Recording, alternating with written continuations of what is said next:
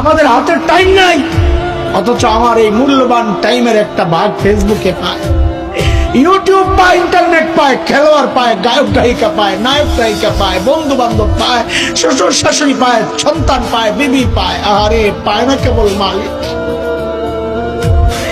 মালিককে টাইম দেওয়ার সময় আমার হাতে নাই। একদিন তো আফসোস কর ভাই, কি করলাম, ইয়া লাইতানি কদ্দামতু লিহায়াতি, ইয়া লাইতানি, হায় এই জীবনের জন্য যদি কিছু পাঠাইতাম।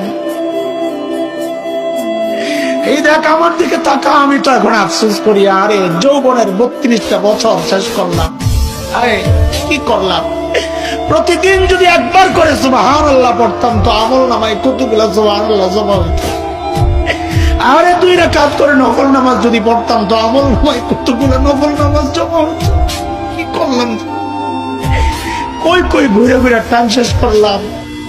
এখন তো আফসোস লাগে যখন আয়নায় দেখি দাড়ি ভাইটা সাদা, যখন দেখে চোখ সাদা হয়ে গেছে বুঝি আরে টাইম তো শেষ। ডাক পয়সা পড়বে যে কোনো মুহূর্তে, আই কি করলাম। রে ভাই আমার, মালিককে টাইম দাও, মালিককে টাইম দাও, ফালতু সময় খাইও না, নষ্ট করো না। আফসোস করতে হবে আসরের মাঠে যে হায় এই টাইম কেন নষ্ট করলাম, কেন নষ্ট করলাম।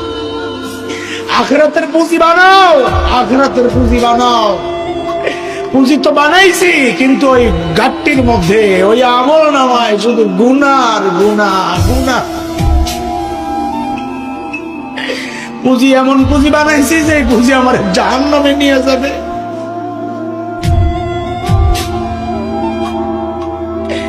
ওই জন্য মালিক ডেকে ডেকে বলেন, ইয়া আইয়ুহাল্লাযীনা আমানুত্তাকুল্লাহ ওয়ালতানজুর নাফসুম মা কদ্দামাত লিগাদ ওয়াত্তাকুল্লাহ ইন্নাল্লাহা খাবীরুম বিমা তা'মালুন।